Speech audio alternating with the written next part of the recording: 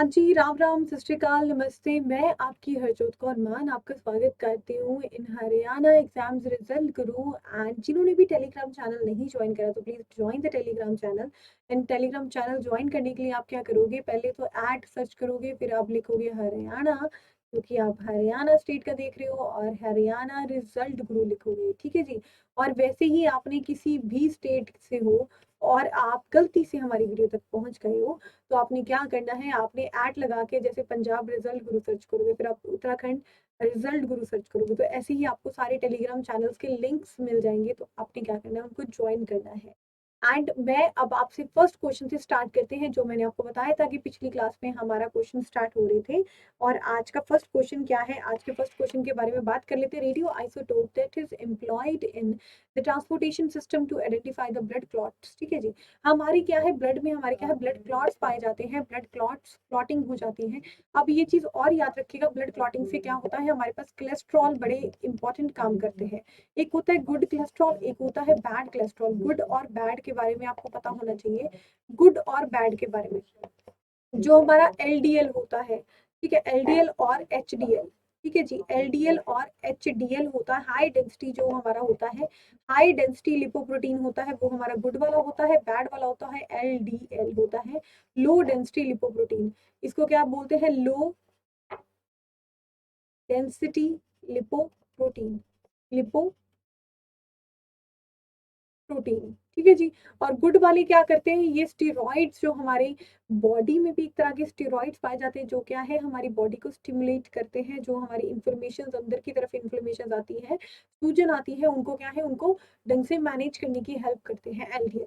और हमारे हार्मोन्स बनाने में भी हेल्प करते हैं। टेस्टोस्टेरोन जो है वो हमारा हार्मोन किसके कारण बनता है, एलडीएल एचडीएल के कारण, ठीक है जी। और लो डेंसिटी लिपोप्रोटीन वो क्या करता है, वो हमारी क्या करता है, ब्लॉकेज करने में हेल्प करता है। तो अब बात कर लेते हैं, ये बताइए कौन सा ऐसा रेडियो आइसोटोप है जो क्या है, खून में थक्के का पता लगाने का प्रयोग करा जाता है। कोबाल्ट 60 है, कोबाल्ट 70, आर्सेनिक 74 है, सोडियम 24 है, या आयोडीन 131 है। तो इसका सही आंसर क्या है, हमारा sodium 24, that is used in to identify the blood clots. तो अगर आपको ऐसे वाला कोई क्वेश्चन आ रखा है, ये ऑलरेडी प्रीवियस ईयर का एग्जाम का क्वेश्चन है, तो आपने क्या करना है, जब भी ऐसे कोई पॉइंट्स है तो आपने क्या करना है, ऐसे पॉइंट लिखा उसके बाद उसका आंसर, ऐसा पॉइंट लिखा उसका आंसर, ऐसा पॉइंट लिखा उसका आंसर। जो भी चीजें आपने नहीं पढ़ी उनको नोट डाउन करते जाया करिए अपनी क्लास में, ये चीज बहुत ही ज्यादा इंपॉर्टेंट है। अब आगे बढ़ते हैं। नेक्स्ट यहाँ पे है बहुत सारी चीजें जो आपको याद होनी चाहिए और आपके दिमाग में क्लियर होनी चाहिए। कोबाल्ट 60 क्या है, ये थेरेपी करता है कैंसर में, हम इसको यूज करते हैं कोबाल्ट 60 को।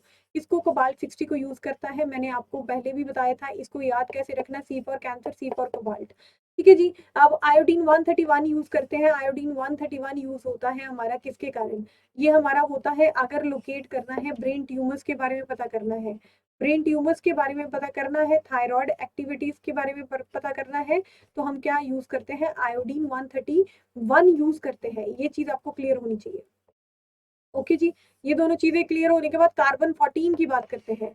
कार्बन 14 क्या है, ये करता है पेशेंट्स के जो डायबिटीज हो गया, गाउट हो गया, एनीमिया हो गया, उनको स्टडी करने में कार्बन 14 मदद करता है। क्योंकि हमने देखा था कार्बन 12 और कार्बन 14 क्या है, आइसोटोप्स हैं। और कार्बन 14 क्या है सरकार, ये हमारा, हमने देखा था अगर हमारा न्यूट्रॉन टू प्रोटॉन का रेशियो हाई आ जाता है, न्यूट्रॉन टू प्रोटॉन का रेशियो हाई जाता है, वो क्या है, वो जो एटम है या परमाणु है वो क्या है, रेडियो एक्टिव हो जाता है ना। ये चीज के बारे में आपको पता है।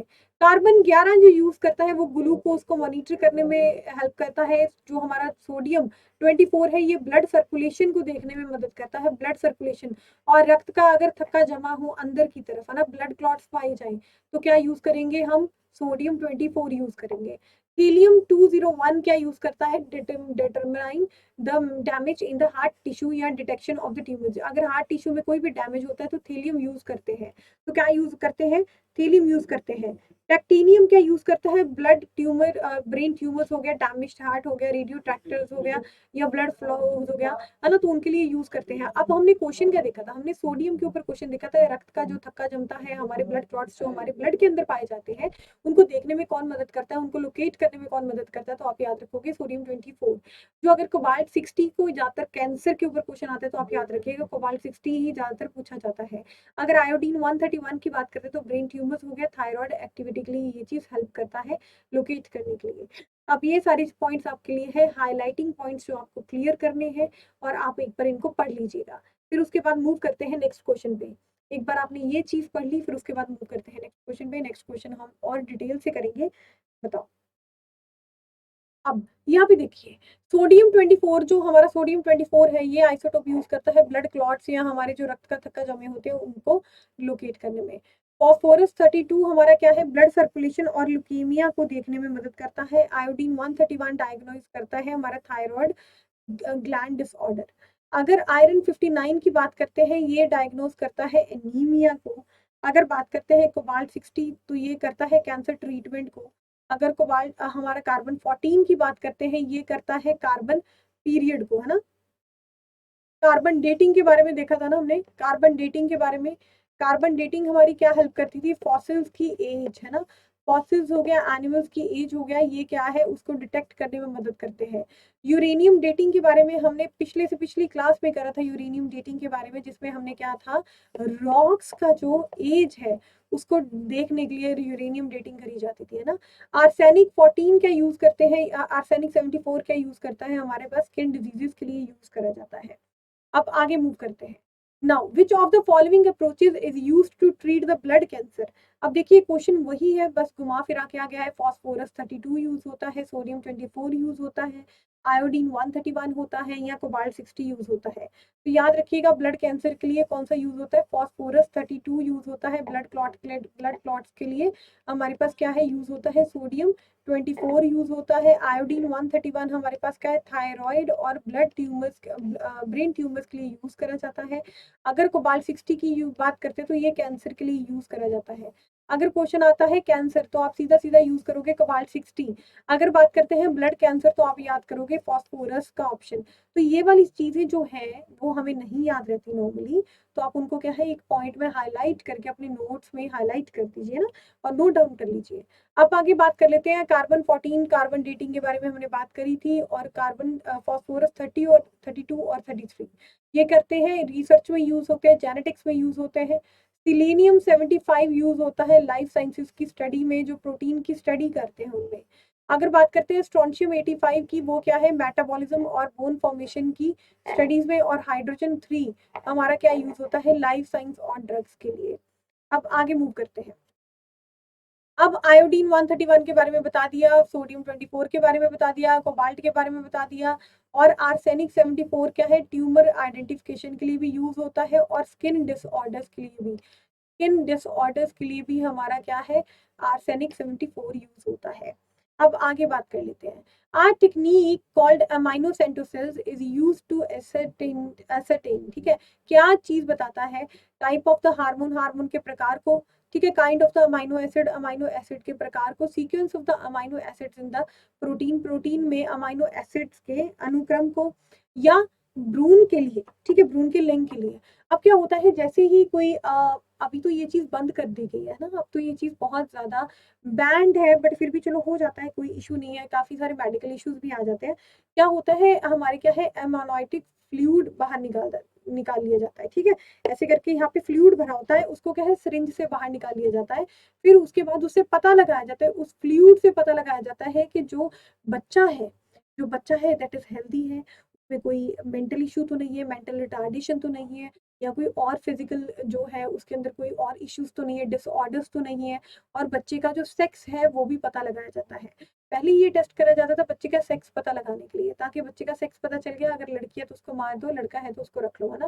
पहले ये चीज करी जाती थी, बट अब ये चीजें बिल्कुल ही बैन कर दी गई है डॉक्टर की तरफ से, क्योंकि ये चीज क्या है, ये हमारी क्या है, लोगों को पता चल रहा है कि हाँ जी लड़का है या लड़की है, उस वजह से क्या हो रहा है कि बच्चे गिराने की समस्या ज्यादा चल रही है। तो क्या है, ये वाली टेक्निक क्या है, भ्रूण के फीटल सेक्स या भ्रूण के लिंग को पता लगाने के लिए यूज करी जाती है। तो याद रखिएगा, ये वाली अब क्या है, जैसे मान लो कोई डाउन सिंड्रोम हो गया, या हमारे क्रोमोसोमल कोई एबनॉर्मेलिटी है ना, तो वो प्रेग्नेंट वुमेन में पहले चेक करी जाती है, ताकि क्या है, बच्चा जो बाहर आएगा तो वो क्या है, दुनिया में परेशान ही रहेगा, उसको डाउन सिंड्रोम है या वैसे करके, है ना। तो काफी सारी प्रॉब्लम्स बढ़ जाती है सोशली भी। तो इस वजह से क्या है, उसके लिए ही पहले ये चीज टेस्ट करी जाती है, ताकि वो चीज पहले देख पाए। अब एसेंशियली जो एंजाइम्स होते हैं वो क्या होते हैं, शुगर्स होते हैं, विटामिन्स होते हैं, फैट होते हैं, वसा होते हैं या प्रोटीन होते हैं। तो एंजाइम्स क्या करते हैं, एंजाइम्स हमारे वो दोस्त हैं जो क्या करते हैं, लोगों को मोटिवेट करते हैं कि हाँ भाई तू ये काम कर, तेरे लिए ये काम बना है, तू अगर ये काम नहीं करेगा तो कोई नहीं करेगा। तो याद रखिएगा जो एंजाइम्स होते हैं वो क्या है, हमारे एक तरह के प्रोटीन होते हैं। वो क्या होते हैं, हमारे एक तरह के प्रोटीन होते हैं। अब दूसरी ये चीज याद रखिएगा, जो सलाइवा होता है, जो हमारा सलाइवा होता है, इसके अंदर दो एंजाइम्स पाए जाते हैं। दो एंजाइम्स पाए जाते हैं, इसके बारे में पता होना चाहिए। एक तो लाइजोजाइम, एक तो लाइजोजाइम एंजाइम पाया जाता है जो क्या है, एंटीबैक्टीरियल प्रॉपर्टीज शो करता है। Anti bacterial properties properties show करता है, एंटीबैक्टीरियल प्रॉपर्टीज शो करता है। दूसरा है हमारे पास अमाइलेज, अमाइलेज या टाइलिन, या टाइलिन। ये क्या करता है, ये स्टार्च के ऊपर कूदेगा, स्टार्च हो गया, कार्बोहाइड्रेट हो गया, उसको तोड़ने में मदद करेगा। 30% हमारा स्टार्च क्या है, हमारा माउथ में टूट जाता है, ये चीजें याद रखिएगा। और जो एक हमारा एंजाइम पाया जाता है स्टमक में, ठीक है, स्टार्च हमारा क्या है, स्टार्च का पाचन स्टार्ट हो जाता है माउथ में। स्टमक में एक एंजाइम पाया जाता है पैप्सिन, ठीक है। पिछली क्लास में भी मैंने आपको बताया था, पैप्सिनोजन को पैप्सिन में कन्वर्ट करा जाता है। HCl क्या होता है, उसको स्टिमुलेट करता है, उसको एक्टिव करता है। फिर बन जाता है पैप्सिन, P फॉर पैप्सिन और P फॉर प्रोटीन, ठीक है जी। ये प्रोटीन के ऊपर कूदेगा, प्रोटीन को तोड़ने में मदद करेगा।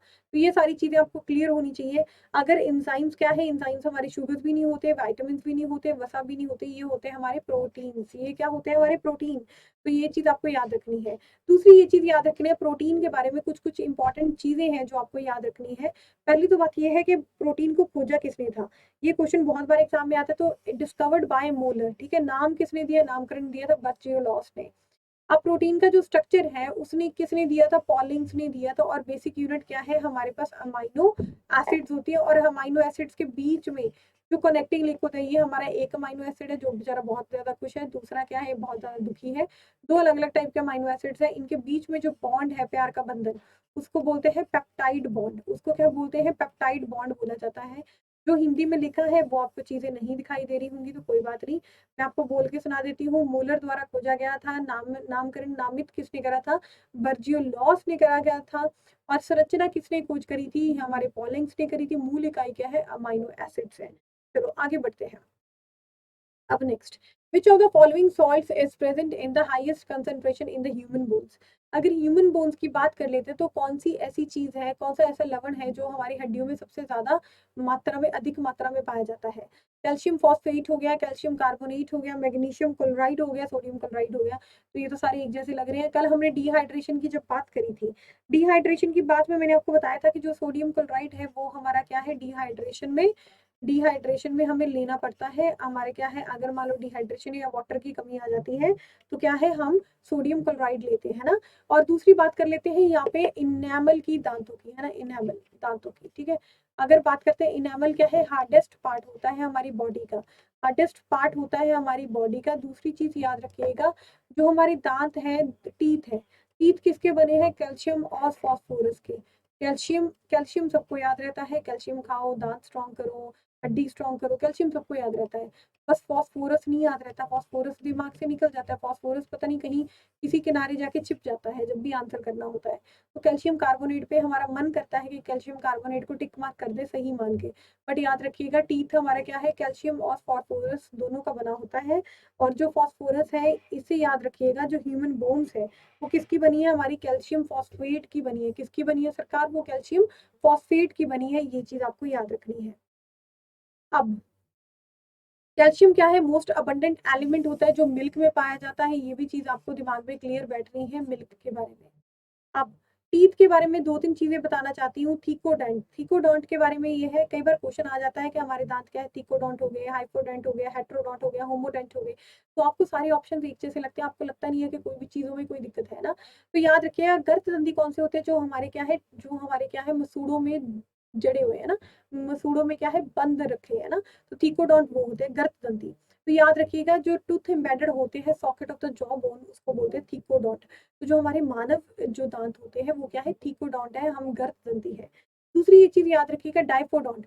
डाइफोडोंट मतलब क्या है, हमारे पूरे जीवन काल में हमारे पास 2 बार दांत आते हैं। एक आते हैं टेम्परेरी, जो छोटे होते ही हमारे क्या है, हम लड़ाई झगड़े में या कभी गिर गिरा के हम तोड़ लेते हैं उनको, तो उनमें क्या है, हमारे घर वाले बोलते हैं ना कि नया दांत आ जाएगा बेटा, कोई बात नहीं, रो मत, है ना।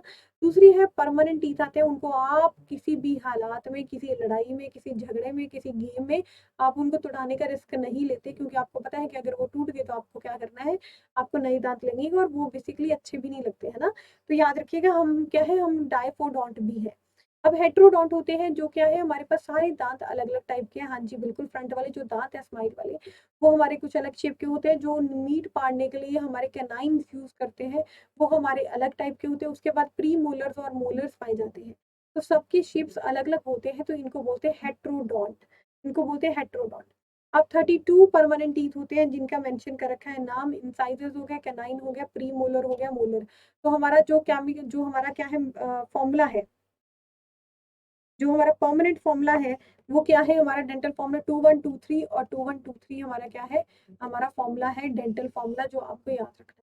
तो ये भी चीज आपको क्लियर होनी चाहिए। आगे चलते हैं। विच of the following substance does not stored in the inside of the people, ठीक है। कौन सी ऐसी चीज है जो हमारे क्या है, इंसानों में अंदर स्टोर नहीं होती। अमाइनो एसिड्स, ग्लाइकोजन, फैट या टोकोफेरॉल। इसके बारे में ना आपको अगर नहीं भी आंसर पता ना, तो आप कहीं ना कहीं पुरानी इंफॉर्मेशन को लिंक करके इसका आंसर दे सकते हो। और वो कैसे, टोकोफेरॉल के बारे में मैंने आपको बताया था, जो वाइटामिन ई है, जो वाइटामिन ई है, विटामिन ई है, उसको क्या बोलते हैं, उसको ही तो टोकोफेरॉल बोलते हैं। और ये क्या है, एंटी स्टेरिलिटी विटामिन है, एंटी स्टेरिलिटी, ठीक है जी, एंटी स्टेरिलिटी विटामिन, मतलब क्या है, बांझपन की समस्या को दूर रखता है हमारा टोकोफेरॉल। और इसको ब्यूटी विटामिन भी कहते हैं, ब्यूटी विटामिन, ब्यूटी विटामिन, क्योंकि आपने विटामिन ई के कैप्सूल देखे होंगे हरे हरे, और क्या है, लोग उसको पंक्चर करके उसको क्या है, बहुत सारे ब्यूटी पैक्स में यूज करते हैं, ब्यूटी पार्लर में जाओ तो यूज करते हैं। अब ये चीज पता है कि ये क्या है, फैट सॉल्युबल है, ये क्या है, वसा में घुलनशील है। वसा में घुलनशील वाले जितने भी विटामिन थे, ये कहाँ जाके स्टोर होते थे, यकृत में जाके स्टोर होते थे, लिवर में जाके स्टोर होते थे, ये भी चीज हमें पता है। अगर बात करते हैं फैट, हाँ जी फैट बिल्कुल स्टोर होती है, हाँ जी बिल्कुल, जैसे हम खाना पीना स्टार्ट कर देते हैं, हाँ जी, जो हमारे क्या है, एडिपोज टिश्यूज में हमारे पास क्या है, बहुत सारा फैट जमा होने स्टार्ट हो जाता है। ये चीज हमें पता है, हमारी स्किन के नीचे ही फैट बहुत सारा जमा हो जाता है, जिसके कारण क्या है, हमारा मोटापा बढ़ता है। ऐसा नहीं है हमारा स्टमक, जो हम कह रहे हैं ना पेट बढ़ रहा है, पेट का मतलब ये नहीं है कि हमारे जो स्टमक या हमारे पास क्या है, पैनक्रियाज हो गए, लिवर हो गए, यकृत, इनके साइज बढ़ गए, ऐसा कभी भी नहीं होता। क्या होता है कि बीच में जो हमारे हमारे फैट टिश्यूज होते हैं, उसमें क्या है, बहुत सारा फैट जमा हो जाता है ना। अगर ग्लाइकोजन की बात करते हैं, तो एक्सेसिव जितना भी ग्लूकोज है, जो मतलब बेसिकली हम नहीं यूज करें, ये कहाँ जाके स्टोर हो जाता है, ये भी यकृत में जाके स्टोर हो जाता है। एक जो स्टोर नहीं होता, वो क्या है, अमाइनो एसिड्स होते हैं, क्योंकि ये क्या है, हमारी ग्रोथ बिल्डिंग के लिए ये सारी चीजें यूज हो जाती है अमाइनो। तो यहाँ पे आंसर, सही का आंसर क्या है, amino acids is the right answer. अब दूसरी ये चीज याद रखिएगा, अमाइनो एसिड्स का आपको कॉमन फॉर्मूला बहुत बार एग्जाम में पूछा जाता है, कि ये बताइए क्या क्या ग्रुप्स या कौन से फंक्शनल ग्रुप्स आपसे पाए जाते हैं। तो फंक्शनल ग्रुप में देखिए सरकार, फंक्शनल ग्रुप में एक तो कार्बोक्सी ग्रुप होता है, वो पाया जाता है, एक अमाइन ग्रुप होगा, वो तो हमें पता ही है। एक फंक्शनल ग्रुप है, क्योंकि कार्बन का पता है कि 4 वैलेंसीज होती है और एक हाइड्रोजन होता है, ये चीज याद रखिएगा। ये हमारे अमाइनो एसिड्स बनते हैं। डिपेंड अपॉन फंक्शनल ग्रुप हमारा अमाइनो एसिड अलग अलग बनते हैं।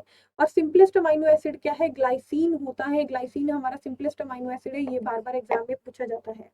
अब आगे बात कर लेते हैं, प्लाज्मा मेम्ब्रेन कॉम्पोजिशन किसकी बनी होती है, प्लाज्मा झिल्ली किसके बनी होती है, ये क्वेश्चन बहुत बार एग्जाम में आता है। प्लाज्मा झिल्ली, प्लाज्मा झिल्ली एक्चुअली में क्या होता है सरकार, जो हमारे एनिमल्स होते हैं, उनमें क्या है, प्लाज्मा मेम्ब्रेन पाया जाता है। कुछ कुछ चीजें अंदर आने देते हैं, कुछ कुछ चीजें क्या है, सेमी परमिएबल होता है, सेमी परमिएबल होता है।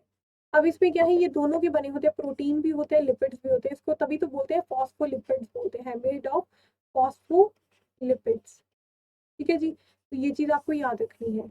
अब आगे बात कर लेते हैं, यहाँ पे ये देखिए, यहाँ पे क्या है हमारे पास, यहाँ पे हमारे पास प्रोटीन भी है, यहाँ पे हमारे पास फैट भी है। देखिए यहाँ पे क्या है, ग्लाइकोलिपिड आ गया, देखिए मैं रेड रख लेते हैं ताकि चीजें क्लियर हो। यहाँ पे ग्लाइकोलिपिड आ गया, ठीक है, और कार्बोहाइड्रेट्स भी आ गए हमारे पास, ठीक है, और प्रोटीन्स भी है यहाँ पे, और सारी चीजें हैं। ये हमारा क्या है, सेल मेम्ब्रेन है, जो क्या है, एनिमल्स में पाया जाता है, जो क्या है, जानवरों में पाया जाता है, ये चीज आपको पता है। अब आगे बात कर लेते हैं। The phospholipid bilayer is embedded with the proteins that encloses every cell. It regulates the movement of the materials into and out the cell, facilitates the electrical signal between them and semi permeable होता है क्योंकि ये कुछ molecules को cell के अंदर आने देता है। और याद रखिएगा, जो एनिमल्स होते हैं, जो जानवर होते हैं, जो एनिमल्स होते हैं उनमें क्या है, एनिमल सेल्स में कोई भी सेल वॉल नहीं पाई जाती, सेल वॉल एब्सेंट होती है। क्यों सेल वॉल हमारी पाई जाती है? प्लांट्स में, फंजाई में, ठीक है जी, तो उसमें पाई जाती है। ये चीज याद रखिएगा, एनिमल्स में सेल वॉल नहीं पाई जाती। एंड ये चीज आपको क्लियर होनी चाहिए। अब आगे बात कर लेते हैं। Ancestor of the man moth, ठीक है, ancestor of the man moth is dog, कुत्ते का, ठीक है, एलिफेंट का, कैमल। जो मैन मॉथ है वो किसका इंसेस्टर है, ये क्वेश्चन है, ठीक है जी, किसका पूर्वज है, ये चीज आपको क्लियर होनी चाहिए। तो ये हमारा पूर्वज है एलिफेंट का। कैमल की जो आरबीसी के साथ एक चीज याद रखिएगा, कैमल की जो आरबीसी है उसके आरबीसी के अंदर न्यूक्लियस पाया जाता है, उसके अंदर न्यूक्लियस पाया जाता है, ये क्वेश्चन पूछा जाता है। कैमल के साथ साथ लामा भी याद रखना है इसका, कि इसके न्यूक्लियस, इसके आरबीसी के अंदर क्या है, न्यूक्लियस पाया जाता है। बाकी कोई भी लाल रक्त कोशिकाओं के अंदर न्यूक्लियस नहीं पाया जाता, कोई उपस्थिति नहीं होती न्यूक्लियस की। अगर बात करते हैं हॉर्स या घोड़े की, तो हॉर्स या घोड़े में पिग्स और हॉर्स में याद रखिएगा, पिग्स और हॉर्सेस में हमारे पास कितने दांत होते हैं, मैक्सिमम दांत होते हैं, मैक्सिमम टीथ होते हैं कितने, 44 दांत होते हैं। ये भी चीज आपको क्लियर करनी है। अब आगे बात कर लेते हैं। मैनमोथ क्या था, एक जाइंट एलिफेंट क्रिएचर था जो क्या अब एक्सटिंक्ट हो गया। उसका साइंटिफिक नाम था मैमथ प्रिग्मो प्रिमोजीनियस, ठीक है, प्रिमोजीनियस उसका साइंटिफिक नाम था। तो ये सारी चीजें आपको याद रखनी है। क्या है, ये स्नो में बरिड हो गया था, टुंड्रा रीजन ऑफ साइबेरिया में।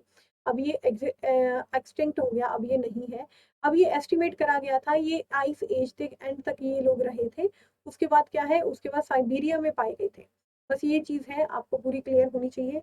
अब आगे बात कर लेते हैं। Modern humans are the most recent ancestors of, आधुनिक मनुष्य का हाल का पूर्वज है क्रो मैग्नन मैन, ठीक है, जावा मैन, नियंदरथल मैन या पीकिंग मैन। तो यहाँ पे ये चीज याद रखिएगा, जो हमारे मोस्ट रिसेंट इंसेस्टर या पूर्वज है वो है क्रो मैग्नन मैन, ठीक है, क्रो मैग्नन मैन है। तो ये चीज आपको सही होनी चाहिए, क्लियर होनी चाहिए। आप उसके बाद बात कर लेते हैं नेक्स्ट क्वेश्चन के ऊपर। Who first propose the double helical structure of the DNA. जो डबल हेलिकल स्ट्रक्चर है ऐसे वाला, तो वो किसने प्रपोज करा था, ये क्वेश्चन पूछा जाता है, ठीक है। अब ये देखिए, ये पूरे क्या है, गुंजलदार ऐसे स्ट्रक्चर बनता है, मतलब क्या है, कुछ क्रैक टाइप का लग रहा है, ठीक है। तो ये क्रैक से याद रखिएगा क्रिक, ठीक है, क्रिक और उसके सन ने, ठीक है, सन से याद रखिएगा वाटसन, ठीक है। क्रिक और वाटसन ने क्या करा था, इसमें डीएनए का जो गुंजलदार स्ट्रक्चर है, ठीक है, द्वि कुंडलीन जो स्ट्रक्चर है, वो संरचना है, वो उसके द्वारा दी गई थी। तो किसके द्वारा, वाटसन और क्रिक के द्वारा। तो ये हमारे सारे बहुत ही ज्यादा इंपॉर्टेंट क्वेश्चंस थे जो आपको क्लियर होने चाहिए। आप इनको एक बार आप देख लीजिए ताकि हम उसके बाद क्लास को आगे मूव करते हैं।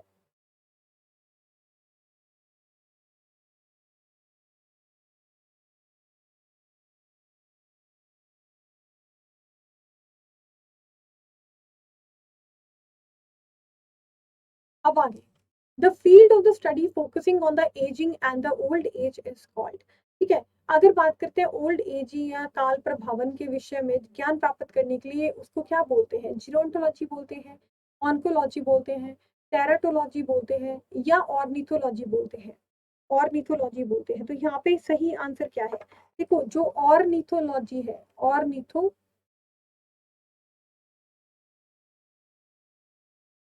ऑर्निथो जो लॉजी है वो क्या है, that is a study of bird, this is a study of bird, study of birds के बारे में बात हो रही है। अगर बात करते हैं ऑन्कोलॉजी, ऑन्कोलॉजी किसकी स्टडी है, कैंसर की स्टडी है, कैंसर की स्टडी। और ये बार बार एग्जाम में क्वेश्चन पूछा जाता है। अगर बात करते हैं the study that focusing on the ageing, ठीक है, एजिंग या ओल्ड एज के ऊपर फोकस करता है, ये किसका आंसर क्या है, जीरोन्टोलॉजी इसका आंसर है। तो ये चीज आपको क्लियर होनी चाहिए। अब बात करते हैं टेराटोलॉजी है। टेराटोलॉजी क्या है? अननेचुरल जो ह्यूमन ऑर्गन्स है वो स्टडी करे जाते हैं, ठीक है। मानव अंगों का विकास का जो अध्ययन होता है वो करा जाता है टेराटोलॉजी में। अब ऑन्कोलॉजी की बात करते हैं। ऑन्कोलॉजी का मतलब ये है आप कैंसर के बारे में स्टडी कर रहे हो। ऑर्निथोलॉजी क्या है? हमारे बर्ड्स की स्टडी को बोला जाता है, पक्षियों की स्टडी को। अब आगे बात कर लेते हैं। Describe vermi culture. Vermi culture क्या है? The science of studying fishes, मछलियों के अध्ययन करने का विज्ञान। The science of studying animals, जंतुओं को के अध्ययन करने का विज्ञान।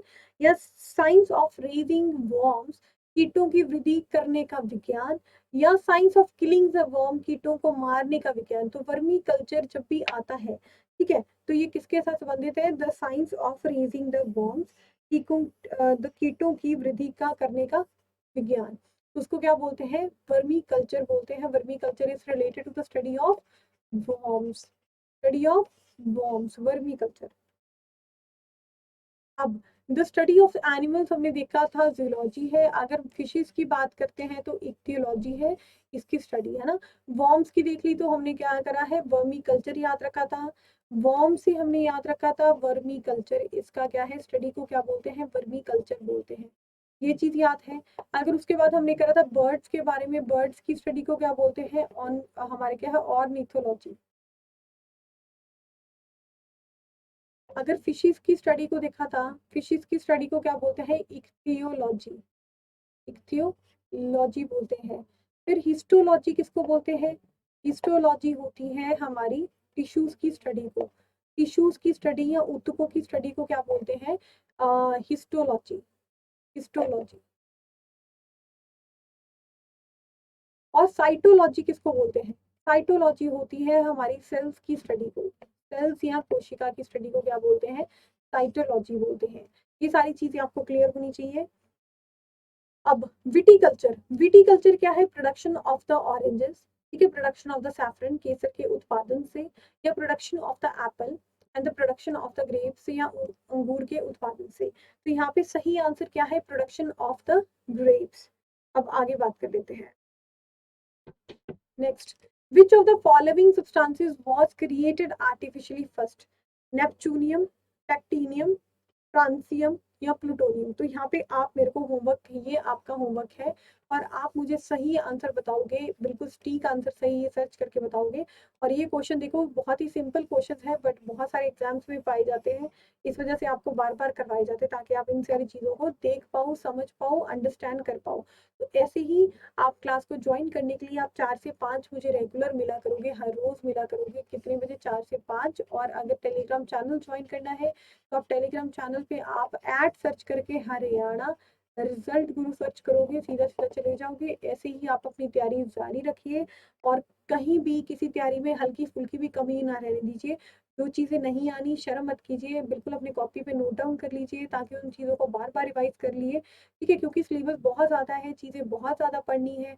और जिनका क्या है, अभी बहुत सारा टाइम हो गया उनको किताबें उठाई को, उनके लिए तो और भी ज़्यादा मुश्किल है। तो ऐसे ही अपने आप चीज़ को इग्नोर मत करिएगा, और अपना साथ के साथ पढ़ना स्टार्ट कर दीजिए, क्योंकि ज़्यादा टाइम नहीं बचा है ना।